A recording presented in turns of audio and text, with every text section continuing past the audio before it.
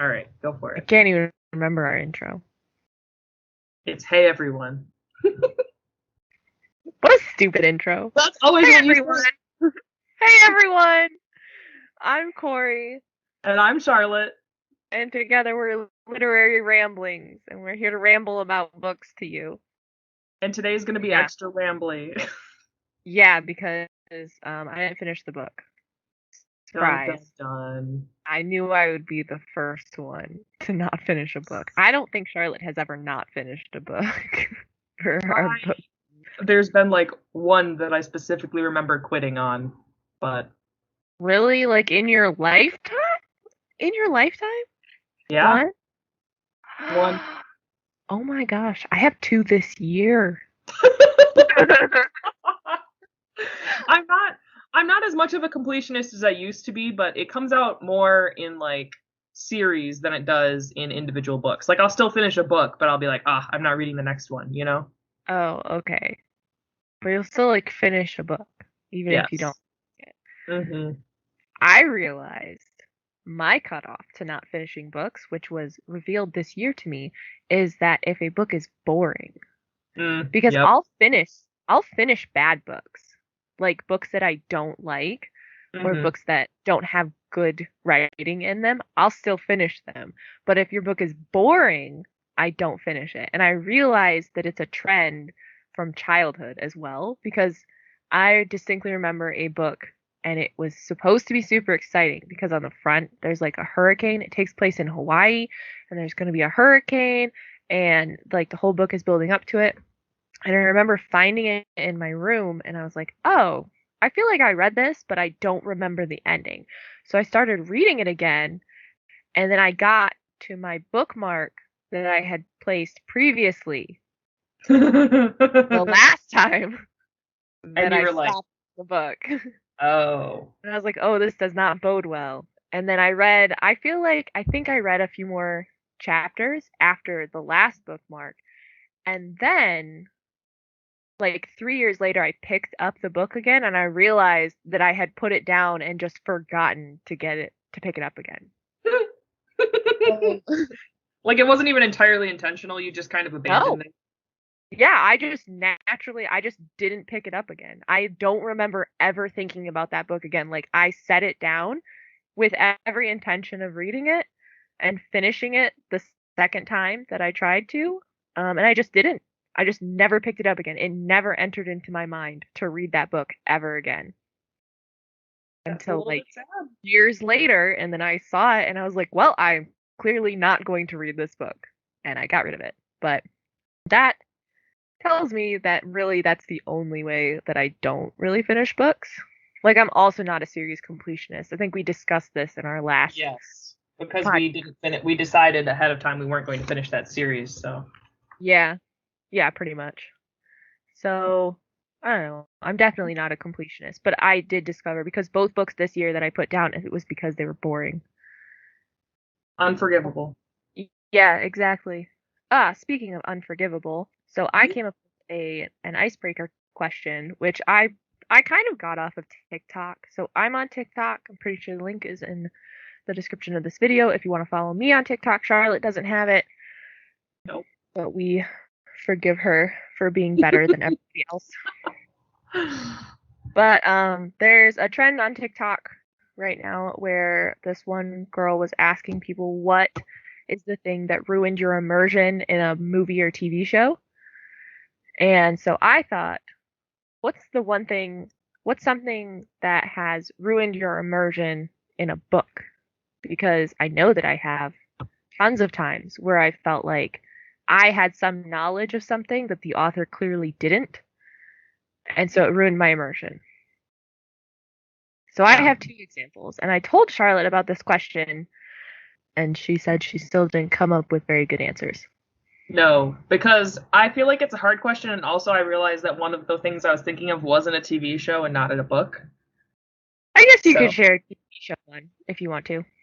okay, well, I found out that bikinis weren't invented until 1946, Hmm. and I was watching a show, and I'm not going to remember the specific show or book for either of these examples, but Yes. but they mentioned bikinis, and I was like, that's weird. I feel like it was in like the 1920s or something. And then I was like, I'm pretty sure they were later than that. And then sure enough, I like double checked myself and was like, yeah, that's literally impossible. Cool. And it just kind of ruins the moment. You're just Yeah, like, oops, and it's such a I guess little I know. detail. Mhm. Like you're like, oh, the author probably didn't really think that hard before using that word, Mhm. and it was enough to like throw me out of it and be like, well, someone didn't do their research, you know. Yeah. Yes. So I have two book examples, and they both have to do with growing up in Michigan because one of them I was reading, I think it was in the second book of the trilogy, but the Fade Wait Gone trilogy by Lisa McMahon. I've been trying to get through that this year because I'm rereading it because I liked it in high school. But in that, they go on a class trip. Are you still there? Are you still there? Okay, you just went really quiet for a second. I was just listening. Okay, you're a good listener. um, okay. So they go on a class trip and it's from the a city at the bottom of Michigan, and then they mention the other city by name and they say, "Oh, it's a 9-hour trip." And I was like, "Girl, it takes 12 hours to drive from the bottom of Michigan to the last exit before Canada. You cannot convince me that going to one city in the Lower Peninsula to another city in the Lower Peninsula is going to take you 9 hours unless they really are all the way from the bottom to the top. Yeah. And even then, that's still a little bit longer than I would anticipate it taking. So I Unless actually looked up the cities and they're only 3 hours apart. that's a great one. I was like, why did you do this? And they were driving through a winter storm, but they said that their time was going to be 9 hours without the winter storm. And I was Before the like, storm? yeah. And I was like, why? I was like, how would it possibly take that long? You're tripling the amount of time Wow. that this takes. And it was just such a stupid little thing because like Hmm. it doesn't really matter that they were talking about it taking so long. They were just trying to like make it sound like a really long trip, Yeah. which like it still is a Hmm. decent trip to go 3 to 6 hours away. But like, I was like, you could have at least Googled the two cities that you Yep. said, because I feel like you didn't. Nope. So did you have a book one? So the book one was actually they were trying to treat someone for hypothermia, and they like put them directly in like a warm bath, Oh, and you're actually really not supposed to do that. yeah, Because I've because looked this up like multiple times for various. I don't know why hypothermia is so interesting to writers, but it is. yes. I guess it's a convenient way to like incapacitate a character for some reason. Hmm. But yeah, you're supposed to like really slowly heat them back up if possible, because I mean obviously you don't want them to die, but it's you can damage the tissue if anything actually froze. Like thawing it too quickly will actually like burst the cells, as Yeah, the everything yeah. thaws. Wow. I thought of Yeah. another one just now because you were talking about treating people, and I'm gonna use that one instead of the first one I was thinking because the first one Mm, was just okay. But like, I really like the movie Sahara with Matthew McConaughey in it. And so when I watched the movie, I read the book, which is by Clive Cussler, and they spend time in the Sahara Desert, as yeah. the title suggests. And in the movie, they spend like some time there, but it's not enough time to like die of dehydration, Hmm. which makes sense. But in the book, they spend a decent amount of time there, and it specifically mentions that they're super dehydrated.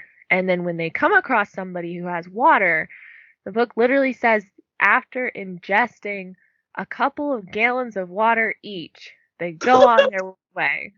And I was like, did you know you would die? like, Did you know the Galen challenge was a thing? like, there's so many ways that that could go horribly wrong. And adding dehydration into the mix, like, you don't even have to be dehydrated to, like, kill yourself drinking too much No. water. But they were dehydrated to boot, and they had been for like a little while, like at least a few days at that point. I don't remember how long it was, but it was long enough that I was like, "Excuse me? Wow. What?" So yeah, that's not even like obscure knowledge or anything. I feel like the Michigan one for me is And like kind of obscure knowledge. Like nobody else would really like think about that, but yeah, having dehydrated characters drink gallons of water, that's I don't know how that got past an editor. yeah. They just didn't think about it. Or maybe they thought that he was exaggerating intentionally, but that doesn't really come across in writing is the thing. No, it Like does that comes not. across if you're in a story and you're like, "Oh, I drank gallons of water," and then you're like, "Oh, okay." But Yeah. Yeah.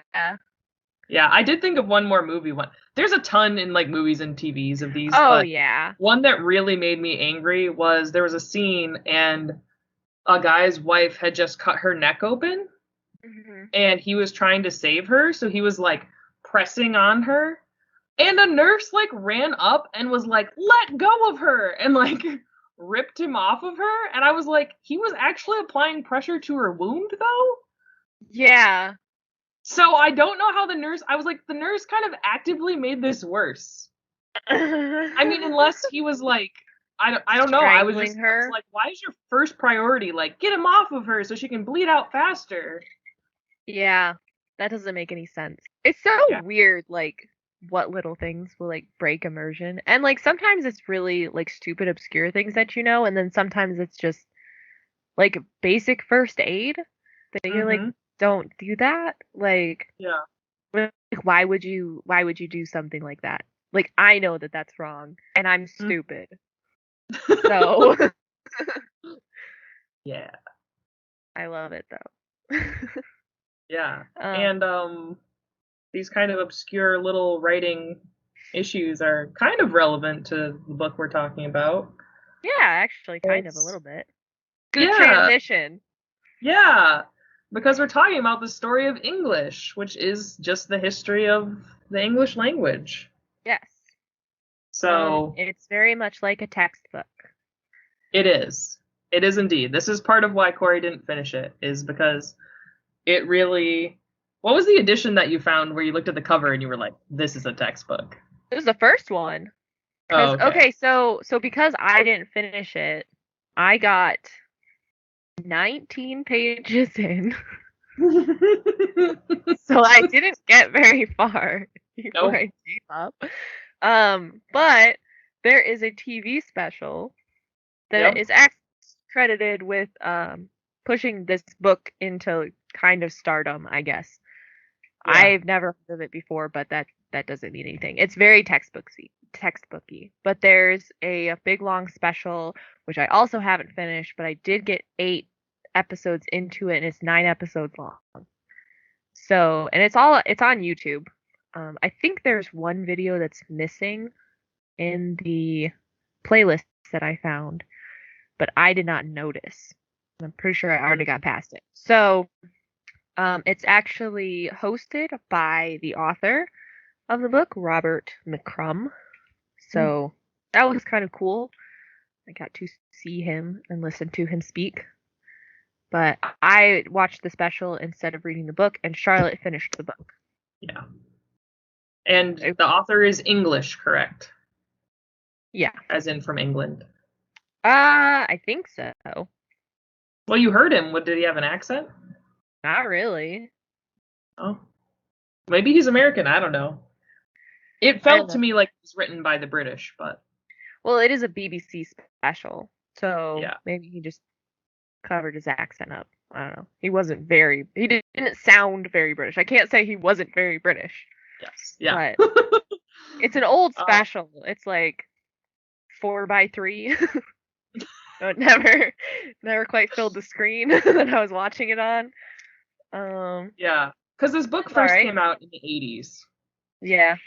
and so the book that I picked up, the copy that I picked up for us, is actually the third edition, which is from the early Yeah. 2000s. Yes. And honestly, I don't really understand why I could not finish it because I love talking about language and I love learning about where languages come from and stuff. But for some reason, reading this book and even watching the special, I just everything would just go in one ear and out the other, and I just couldn't really I could never really focus on it. But Mm.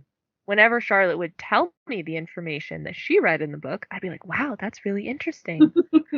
I like that. And then I couldn't read the book.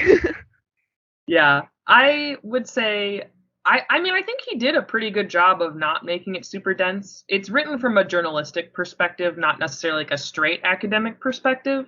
hmm So he doesn't go into like using pronunciation keys or, talking hmm about like in depth the difference between like a dialect and a Creole and Pidgin, which Yeah. is a little unfortunate because I think I'm still getting those terms confused, but also I mean, I don't know if I care enough about that to really know.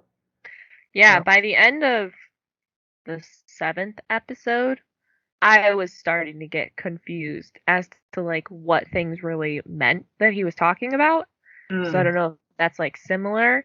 And in episode, it's either 7 or 8 where they start talking about Gaelic and Irish, hmm and I was confused because I don't know if I just didn't catch it or if he just never explained the difference between Gaelic and Irish, hmm because he kept saying Irish, but then he'd say Irish English, and then he'd say Gaelic, and I'm like, okay, well, I know Gaelic is a separate language, but what's Irish? Like I I think I I was think I was Gaelic very is confused.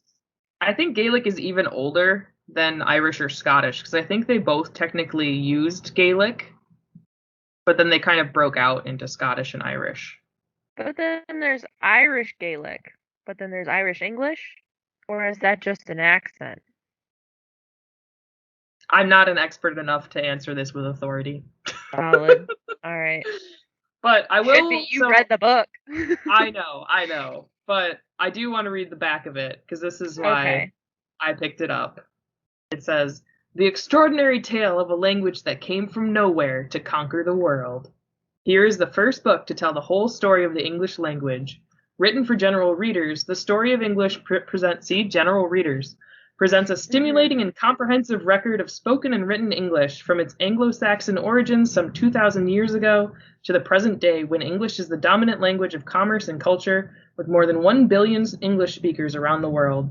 From Cockney, Souse, and Scots to Gullah, Singlish, Franglais, and the latest African American slang, this sweeping history of the English language is the essential introduction for anyone who wants to know more about our common tongue."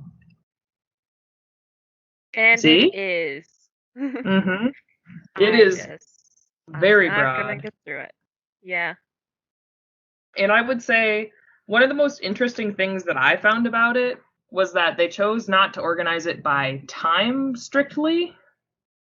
I mean, it's kind of by time, but it's more by place, like geographical, you know? Mhm. Now that you're saying that, I realize they did the same thing in the special, which they also, I mean, they follow the book in the Mm-hmm. special. Looking at the chapter titles, they match the episode titles. Oh, yeah. Yeah, and I liked that organization to an extent. Sometimes it felt a little bit like you just get out of one time period and then you like get thrown back into it, you know? Mhm. But I think it made sense because it started on an island basically in England and Mhm. And it almost died. yeah, It almost died seems out really before before it ever became anything. And now it's the most spoken language across the globe.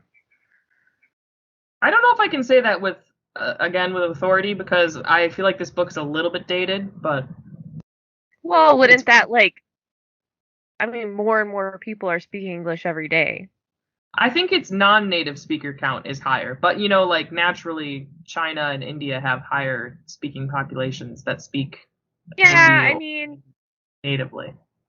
yeah, but I don't know. They always skew everything because the population of Asia is insane. True. So So I think, but I think the point is that like as a second language, English is like insanely popular. yes, which is weird because I grew up hearing that English was the most difficult language to learn, but it doesn't seem like that's true anymore. Well, I've since heard that like I think Finnish or something is the hardest because it doesn't overlap very much with other languages. Mhm. in structure or in like word sounds. But Yeah. yeah, so basically English started, like we said, with the Anglo-Saxons. Well, Old English, obviously. It didn't spring. I don't know. Languages are just weird because they're just so constantly evolving. You know, you Mhm. think of them as static, but Yeah. really, and I mean, anyone who's read like Shakespeare or Chaucer or something knows that Chaucer, not Chaucer, that language has changed a lot since then. But it's really Yeah. evident when they like talk about like, well, they theorize, Yeah. you know. Yeah. Because you didn't necessarily write everything down back No, then. Not everybody was literate, and not every language even had a written version of it. yeah. And I like so the foreword is kind of about why they ended up writing this book and like how English had spread so far and between so many cultures that they were just kind of trying to document what was happening in the language at the time, Mhm. and it kind of grew from there, Yeah. which Yeah. is a weird way. So it's not like he set out with some goal of like, I want to find the origin of the English language or something. It was just more Yeah. an interest in language in general, and then Yeah. Wanting to document as it is, or as it yeah, was when he was doing that. yeah. Uh, But even like so in the early chapter there's like examples of English and other languages, and it's funny because there was a list of computer terms. Did you read that far? yeah, I think I did get that far. Yeah, and it was like talking about how people were using these terms, and I was just like, people are not using these terms like this. I know. I can't remember what exactly the terms were, but I remember thinking like, nobody says that. Yeah, and then I asked my friend who's been to Japan, I was like, does anyone in Japan use these examples of slang? And she was like, I've never heard any of these. And I was like, Yeah. I mean, slang is its own thing too, and it moves faster than the Yeah. rest of the language, but Yeah. So it could have theoretically been things that were already outdated by the time he put them in the book. I mean, we all know that internet time is really, really fast. And hmm slang time, I think internet time like evolved from slang time. yeah, yeah, How long somebody uses one. It really just depends on how quickly the older generation picks up on mhm, slang, because I yep, think that's really a good indicator of how quickly it's going to shift again. yeah. Because if you have to still explain things to older people, you'll still need those original words that the older generation uses. Yeah, and if you want to speak in a way that the older people won't understand, then you have to come up with new words before they hmm understand, and then because then you got your code language with all your friends. Yep.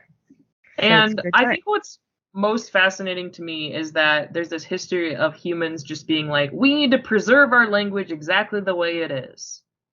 Mhm. And this has happened multiple times throughout the English language, and it also happens in other countries. I mean, they talk about France having a literal like institution that's decision is whether this is a real French word or not. Yes, And it's like, Canada still does it. They still enforce a lot of language policies in like their schools and stuff.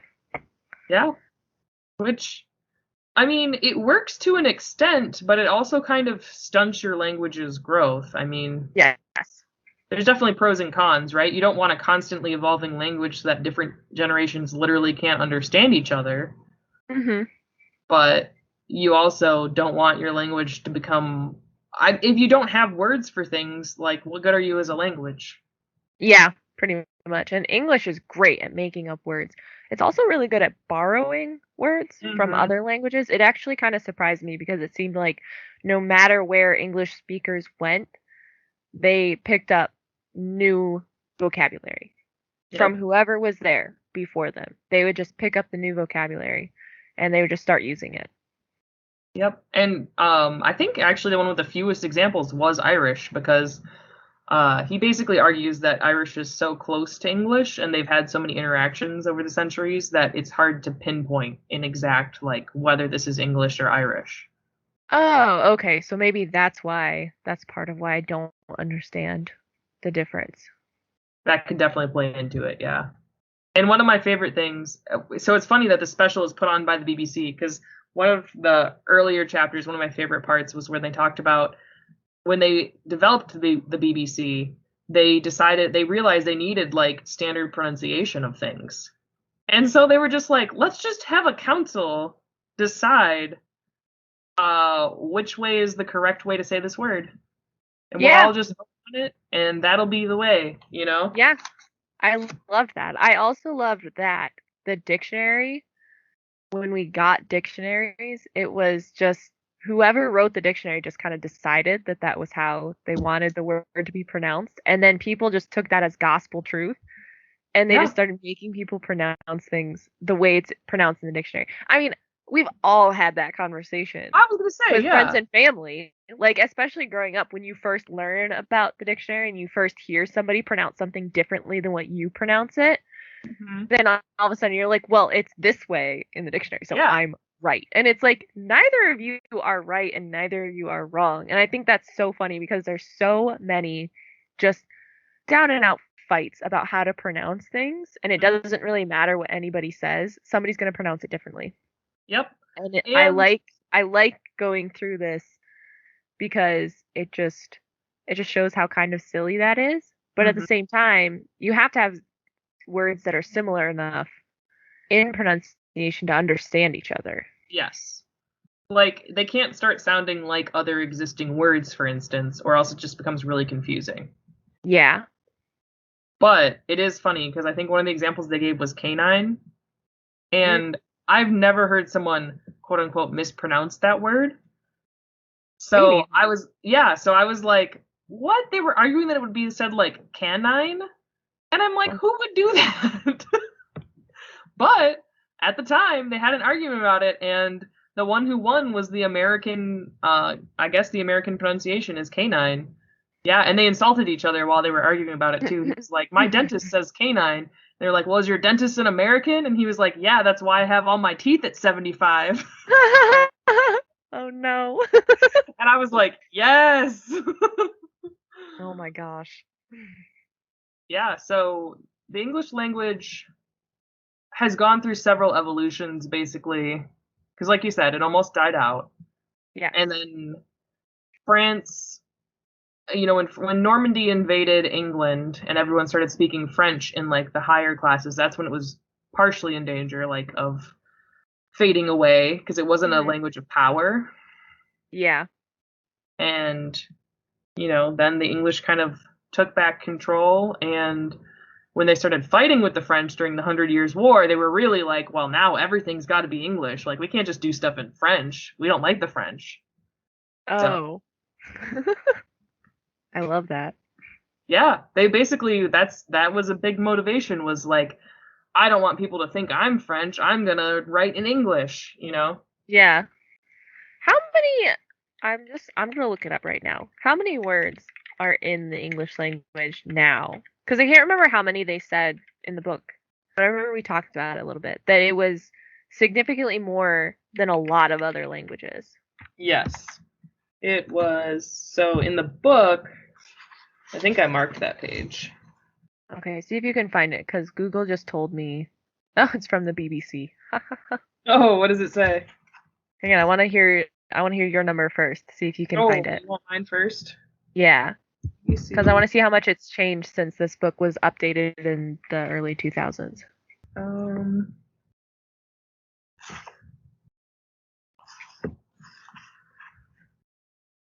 I'm really trying to. I thought I marked the page, but I'm not. All right. Well, she probably can't find it. So in the second edition of the 20-volume Oxford English Dictionary, it contains full entries for 171,476 words in current use and 47,156 obsolete words. Webster's third New International Dictionary, unabridged, together with its 1993 addenda section, includes some 470,000 entries. But the number of words in the Oxford and Webster dictionaries are not the same as the number of words in English. Because then there's slang and jargon. I found it. Oh, how many? 500,000. Oh, Have we gone down? I guess. And then he says a further 500,000 technical and scientific terms. I'm confused at these numbers. I think Do words just go out of style faster? they do. I've definitely looked up words in the well, we normally use Merriam-Webster's at work actually as like the definitive is this a word and how do you spell it type thing. Mm-hmm. And they will oftentimes mark things as archaic, but people still use them. So, Oh, okay. I feel like the dictionary has sort of gotten a little more elitist in the last, I don't know, 10 yeah, years. like instead of They trying can't to keep up. yeah. I feel like it's gotten, like, they add new words every year, but at the same time, they don't add as many words as, like, people actually use and make up, you know? Yeah. Well, They, for like, come up with instance, new things. at my work we use the word transcode. But if you look up the word transcode, it's not a thing. It's not like a word. Mm-hmm. But we use it all the Yeah. time and we all know what we mean when we say we're transcoding something. So, Yeah. Huh. All right. Well, that was interesting. yeah. There are a lot of words in the English language. There's just a ton. How many words Yeah, so are on that in same Spanish? I was saying that same page he mentions that Germany had a vocabulary of about 185,000, French fewer than 100,000. So way smaller. I mean, The Spanish? even if those numbers have shrunk, even if the Yeah. English words have shrunk, like that's a huge margin. Yeah, it is. The Spanish dictionary has approximately 93,000 words in it, and Yeah. Dutch has 90,000. At least going by their dictionaries, which obviously there's going to be more words than that, but that's still like That's what, a quarter. 80,000 fewer words? That's so No, that's many. only a And, like, quarter of the words. well, yeah, but if we're going off the 171 number Oh, that I found on the right. BBC. Let's fight about how many words are in the English language. You know, Can as make a up more. child, the funniest part about this is as a child, I at one point was like, I'm gonna make a dictionary. Oh yeah. I'm gonna Yeah, write down every word I know. I did, and I think I only got to the C's. Oh my And gosh. I kept having to do the thing where I was like, oh no, I thought of a word and it's out of order now. Yep. And Wow. I was like, this is horrible. I hate it. And I was done. That sounds like how I would write a dictionary in real life. Yeah. I don't know why I decided to do it. I mean, I was like really hyped about it, I guess. I was just like, I can do this, you know? Yeah. And then you were like, I cannot do this.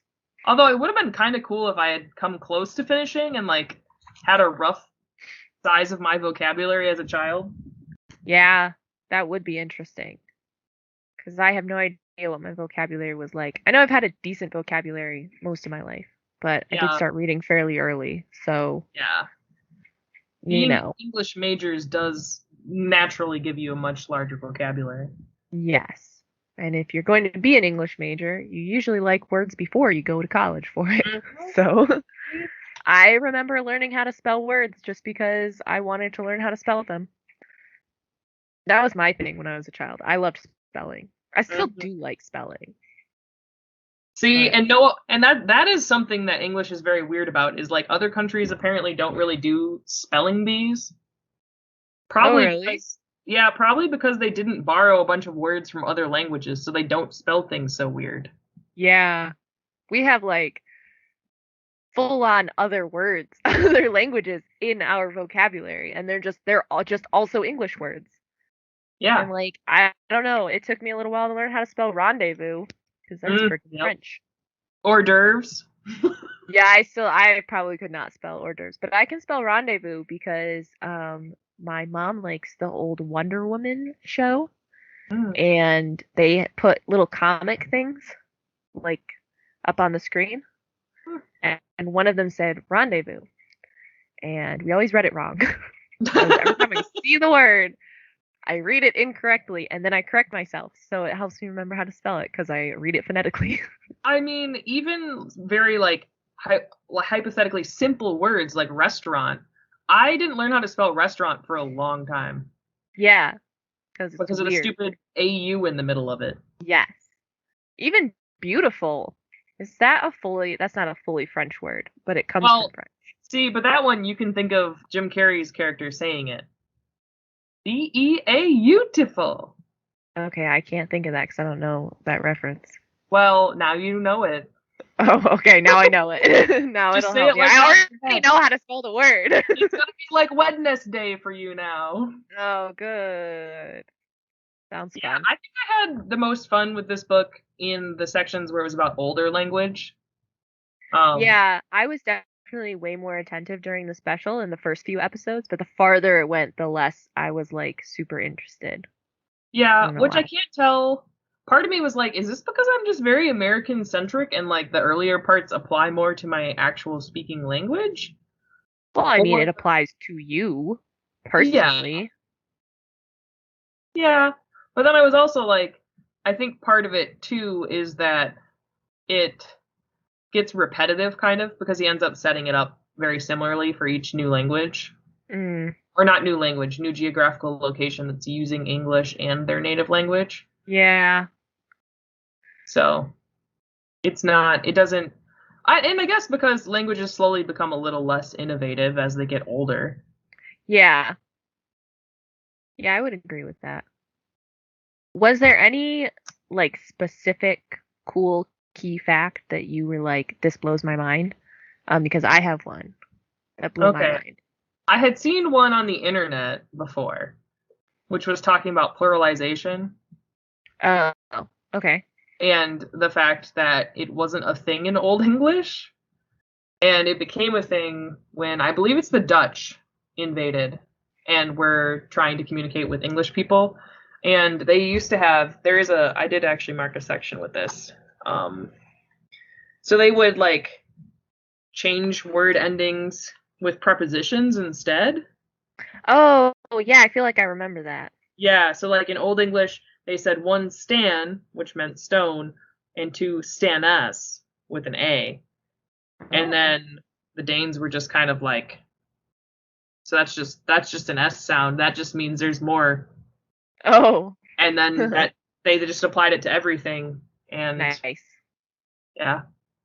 I like that. No, the fact that blew my mind was that the Appalachian accent is Scots Irish. So you didn't know that? No, it blew my mind. I was like, what planet am I on? 'Cause it's Because not Earth. as soon as I read that, it actually made a lot of sense to me. I mean, I Oh, know that it sounds southern to us, but like I was thinking of the yeah. way that they speak and then the way like a Scottish or Irish person I've heard in Hmm. recordings and some real life Scottish people I've met. And I was like, the way they put sentences together is actually really similar. Oh, it just blew my mind. I told everybody at my work. Okay, I okay, was my like, did fact you know? I was like, did you know? And they're like, what? I was like, um I know. the fun fact that I was telling everybody is actually very similar to that one though. It's where they say that Nova Scotia just means New Scotland. Oh. And I was like, how have I never looked at these words and put that together? It Yeah. seems so obvious. Yeah. But no one that I've said it to has ever known that either. So, Wow. I love it. Yeah, yeah. I feel like this book was like largely a collection of like those moments Mhm. where like in the special I would be like listening to them and like hearing everything that they're saying, but then like every once in a while like I would suddenly like process some sentence and I'd be like, "Are you for real right now?" Yeah. And I I feel like it's interesting because there's so many words where they try to talk about the history of them, but they scholars disagree on a lot of them. Yeah.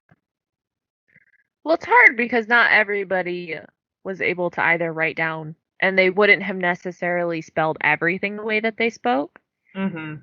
And then, like, it's not like now. Like, now we could really look at how people speak because so many people are like doing videos and sharing blog posts and doing all this stuff. And so they write the way they speak or they're doing videos. So Yeah. we could really like see how things change. But you couldn't do that. You can't do that with the past, obviously. No, because we have, I mean, until the phonograph, basically, nothing was ever recorded that you could listen to. Yeah. What And did you this, think of I'll go for it. What? what did you think of the section on Australia? Oh, it was really weird. Yeah. It was really weird. You know what's really extra weird is that I'm watching this special from the 80s and they don't sound Australian. What do they sound like? They just sound English. But Oh, then like they talk about how the Australian accent was like frowned upon, but mhm. then what happened was comedians in Australia started using the accent as like a bit. And so they Oh, started making fun of it. So everybody could kind of laugh at it because it was kind of relatable to the highbrow people who were still trying to speak the Queen's English, and it was relatable to the workers. And so what happened, I guess for the listeners, because you would know this. So what happened was Australia is one of the few places where basically everyone speaks the same. Like there isn't like a proper speaking upper class because yeah, everybody kind of sounds the same. But it's really weird listening to them because I could not have told you that these people were Australian until they played like a commercial from the 80s where they were trying to get people to like come and vacation in Australia, like trying to get tourists and stuff. And then the accent was so exaggerated on the commercial because that's yeah. what they did is they would exaggerate their commercial. Then I was like, oh yeah, I could identify that Australian accent. But all the like regular people, I was like so slight that Hmm. I wouldn't have been able to tell you. And it was just such a weird feeling because I was like, why? How can you sit there and be like, ah, yes, this isn't the Queen's English. Like there was a Yeah. grandma on there complaining that her grandchildren were not learning how to properly pronounce things. But Yeah, she was very English. So, and in the book, he does talk about that as well, and points out that in both Australia and Canada, they kind of cherry picked the words that they liked best, basically, to do hmm American versus British terms. yeah. And so that's sometimes where you can catch it, is if, you hear them use an American word that where normally a Oh yeah, British person would say, something else. yeah. Yeah. I just thought the Australian section was really weird to me because I like really started paying attention Hmm. because as I was listening to them, I was like, they don't sound like the stereotypical Australian accent Hmm. until it was like the commercial.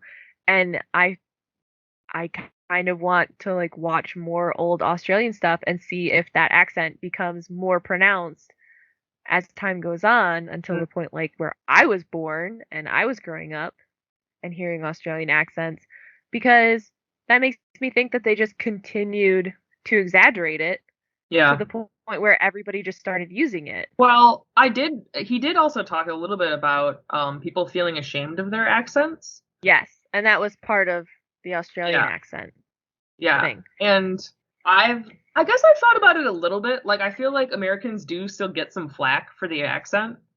Mostly Um, southern or yeah. like inner city kind of Yeah. accents.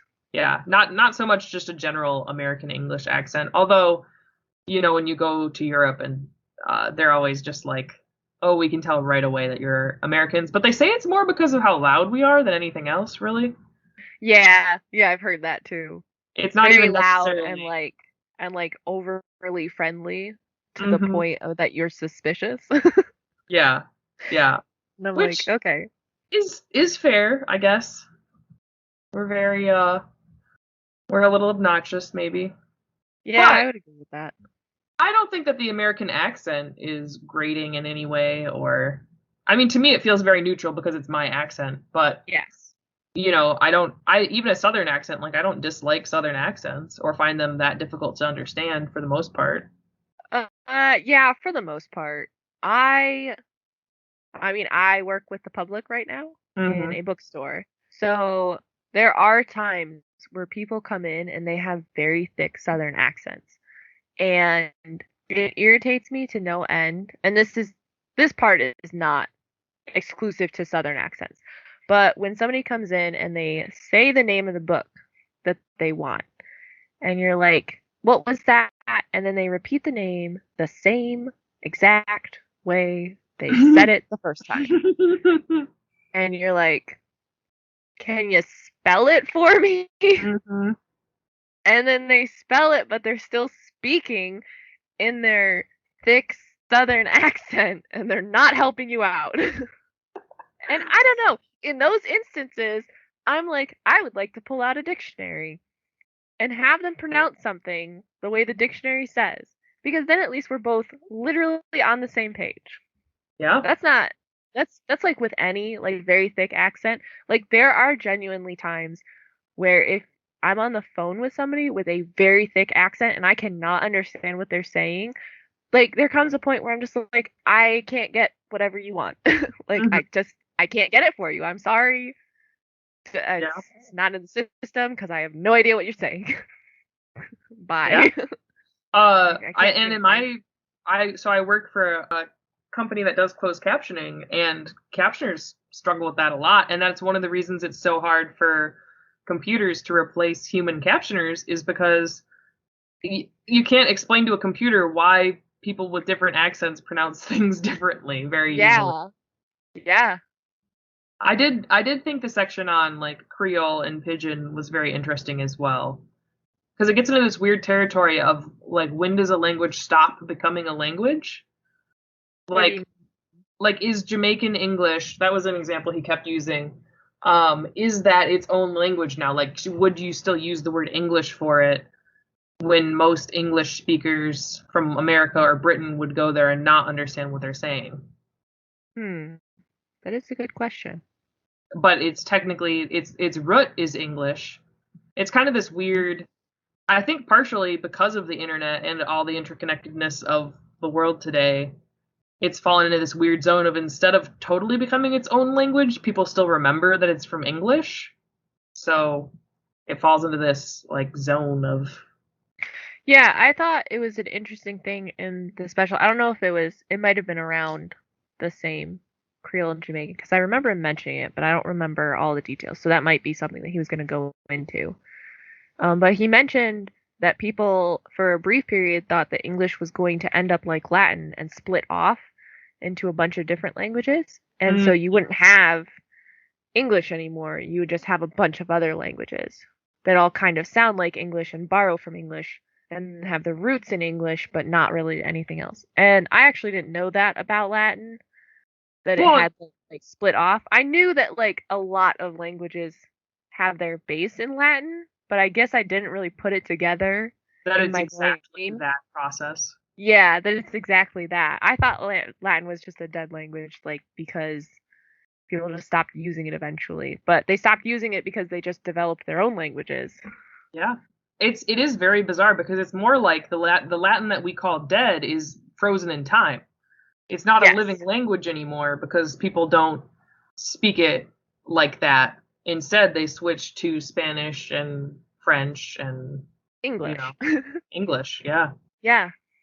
So that was a really interesting little thing. I don't know if it was in connection And I with do think there Creole. is no, it is. And in the end of the book he does talk about that, about the theory of like where English is going to go next and if that will still continue to happen or if because of the standardization of language through telephone and internet and all of those other connections, maybe it won't happen. Maybe it'll just stay a dominant global language. Hmm.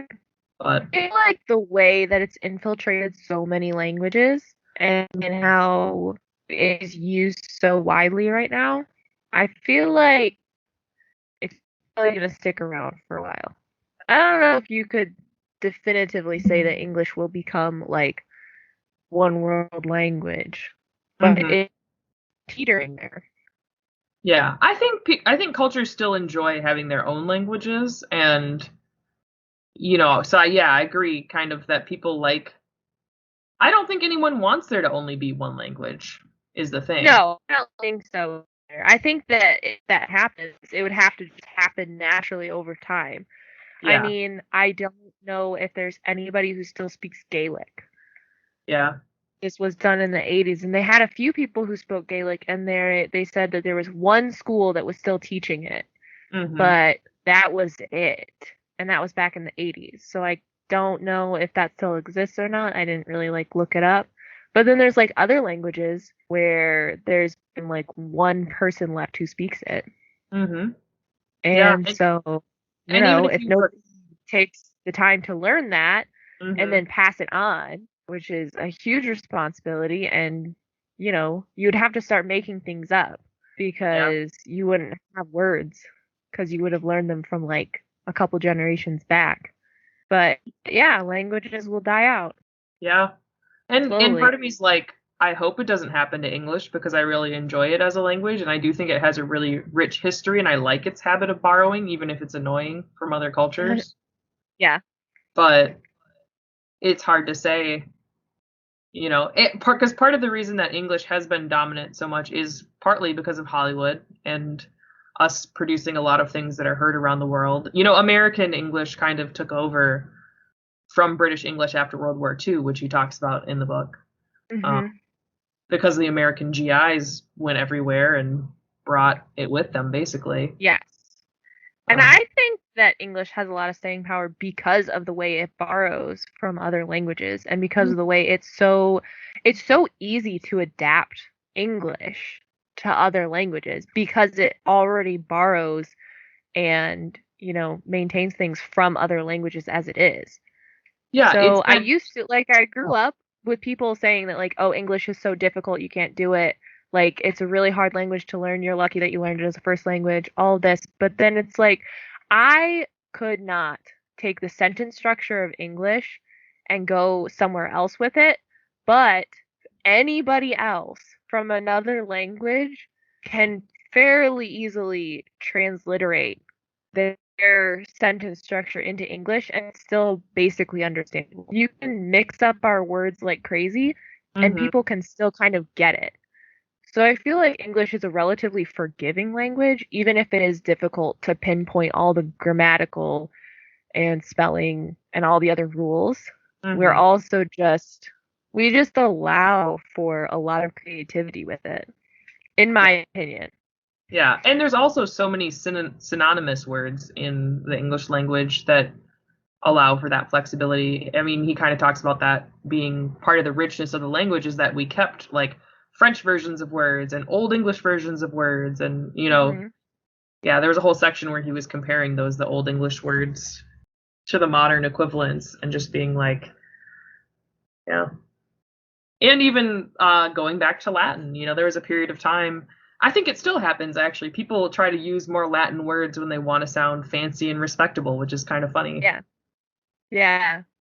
Which I like. You'll find them a lot in books when people want to sound like fancy, like J.K. Rowling used Latin words for spells, Hmm. and they sound kind of fancy because, it's you can kind of tell what it's saying because there's enough you have enough other words that came from that root word. So you kind of instantly know what it is, but it sounds fancy. What I think is really cool, like from a writing perspective, that you can just go back to like a French word or a Latin word or even like some Spanish words, and you can be like, oh, that sounds exactly like this, and it means that. Hmm. And then it's just fun because then your reader still immediately knows, so you don't have to sit there explaining it, Yeah. but it still sounds cool. And that even predates Latin. I mean, he talks about in the Hmm. very first chapter about there being more of a European kind of proto language that then became Latin and Greek Hmm. and you know, yeah. Yeah. All right. So this was kind of a little bit all over the place as far as Well, because discussion. it's a I book guess we of didn't like talk about spoilers. Yeah, it's a book of information. It's not like a yeah. novel. It's not like there's not like a plot to discuss or like anything to really spoil. I do think it's really still I think the information contained in here is really interesting. I did give it 3 stars in my reviews on Goodreads and Amazon. I said that I didn't get through it, but I don't think that it's a bad book or anything. Just Hmm. I couldn't personally get into it, but I think the information is really good, even though it's a little outdated by now. But I don't know if there's another edition of it. or anything more recent. It'd be hard to do it Yeah. now. Like it'd be hard to revise this third edition into like now. It Hmm. would be a lot. Yeah. Yeah, because a lot of the base knowledge even has changed. I mean, we talked about the tiny sections on slang, and that's changed so much already. Hmm. Um, Yeah. I think it is a book that's meant more for being read in parts and probably talking about each chapter versus trying to summarize the whole book. Yes. Um, If I'd gone through this for a class, like in yeah. college, first of all, I would have had to get through it. Hmm. And second of all, I feel like it would have been a lot easier. And I think that reading a chapter and then discussing it with someone else would have Yeah. been incredibly helpful. Yeah. I do. I think it rewarded more my normal habit of reading, which is slowly. And it still took me more than a month to read this book. So, Yeah, we were still behind. yeah. Both of us were behind. And also, I kept having flashbacks to British literature. So, shout out Mrs. Speen. Okay. Yeah. Especially during the Chaucer sections. I was like, hey, I remember her talking about pierced the root. But I remember almost nothing. no? College college was a blur for me, Charlotte. I didn't do fun things, if you recall. I was working and I was trying to survive. That's all I did. I did as many things as I could cram in that I wanted to do. You did. You even made me come to your play where you had one line, finally. Yep. After 3 years? 3 years of being in the plays, they finally gave you one line. Hey, I had a line in multiple plays. I had a line in 2 plays. Oh, okay. They gave you one line. You were a loyal theater person for like 3 years, and they still would only give you like one line. That's not a Well, reflection on you. It's a reflection on the theater program. well, okay, but that and then also I did realize that I didn't really want to be an actress, so I was more in it for just the experience. Yeah, I guess. Experience. The experience, yeah. The Uh, use of language. And Shakespeare, playwriter, one of the greatest influences. That was the other yeah. thing that was interesting to me was it wasn't so obviously Shakespeare came up, but he also talks about the first person to translate the Bible into English, who isn't really famous anymore and whose name I can't even remember right now. Oh, good. But that was a huge Great deal, guy. you know? Yeah. Those were the people that, and then the guy who compiled the first English dictionary, who again can't remember his name, but we owe him a lot. Yeah. Yeah, I can't remember his name either because Webster came later. Yeah, he was a lot later. Yeah. Oh, well. All these Thanks, people, it just, dude. yeah, thank you. It just makes you realize, like, you don't know that you're contributing to your language or your culture like that sometimes in your lifetime. I mean, they knew to some extent what they were doing, but they didn't. I also didn't realize that there was a whole committee dedicated to making the King James Bible, by the way. Did you I know mean, that? I'm not surprised. Yeah, it was like 6 groups, and they all had different translations that they were like combing through and Yeah. comparing them to each other. And I was like, wow, this is like a huge thing, which makes sense. Yeah. It was incredibly important. I didn't think about how it was done. Oh, yeah.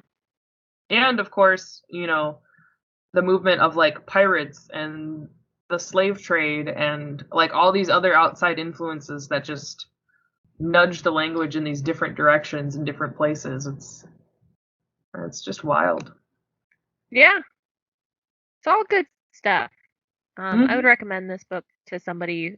I would also recommend reading it with somebody Yeah. and talking about it as you go, as opposed to trying to finish it and then discussing it. And I would say don't put too much of a time limit on yourself to just maybe, I don't know, maybe make it a 2022 goal to read like, how many chapters are there? You could read like a chapter a month. And I feel Yeah. like that would still be valuable. Yeah, there's 10 chapters, plus an introduction and like some bibliographies at the end if you want to look at those. But yeah, if you read a chapter a month, I feel like that'd be great. I'm not gonna do that, but Come on, Corrie. well, do you have anything else that you want to add since you read the book? This was my pick and I finished Yeah. it. Yeah, I look forward to English continuing to grow, and I think it's one of those things that helped me think about too the way we influence each other, and just that sometimes you think you live in a bubble of some kind, and then you realize you're like, oh, I don't even know where the words that I'm using have come from, you know? Yeah. That was so poetic. How many stars did you give it? Thank you. I gave it 3.5. Um, Okay, that's it's fair. not it could have been a little more readable in parts. It definitely slowed down, and like I said, towards the end, I felt like it was getting a little repetitive. Mhm. Um, but they obviously did their research. I mean, there's tons of sources. I did flip through them and was like, wow, they really like dug into this and did a good job of Yeah. documenting who they were citing. And Yeah. The special goes all over the place. Like, I was actually pretty impressed with how much footage they got and how many people they talked to, mm, because they really talk to people, and they from, every demographic that's mentioned in this book that they could find, and they dug around for these human beings, because they'd be like, "Oh, Roger lives in a cabin in the middle of the Appalachian Hills that's only available if you walk 16 miles from the nearest road." And you're like, hmm "Oh, oh," and you're just chilling on his front porch. yep, Okay, cool. So they're very dedicated. Very yeah, dedicated. yeah, and it's makes you realize too that your language can be special, even like your regional slang and stuff. And it's nothing. To me, one of the takeaways was like, you don't need to be ashamed of that. I think you can Yeah. work to understand other people, Yeah. sometimes harder than we naturally do. But Yeah, for sure. All right. Well, that was The Story of English by Robert McCrum, Robert McNeil, and William Cran. And there is a full YouTube special. Well, the BBC special is available on YouTube. It's in a playlist. You just have to search The Story of English. And it's like 63 videos long, but it was uploaded when they didn't allow videos more than like 8.5 to 9 minutes long. So it sounds intimidating, and it is. So it's really long, but okay. yeah, And yeah, those were our thoughts. Let us know your thoughts in the comments down below.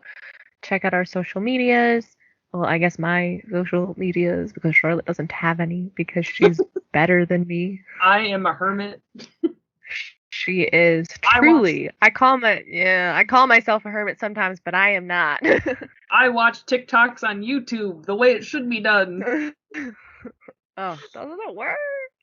Um, Okay. I would like to leave us with a quote from the book, Oh, how nice. and I'm flipping the pages Okay. right now. Cinematic. Okay, so this is Shakespeare apologizing for the inadequacy of the theater and the feebleness of the playwright's pen. Oh, for a muse of fire that would ascend the brightest heaven of invention. Even Shakespeare didn't have the words he wanted. And yeah, go out there and create them, people. Yeah. Say whatever you want to say. Mix up some languages. Put it in your pocket. Okay, bye. Bye!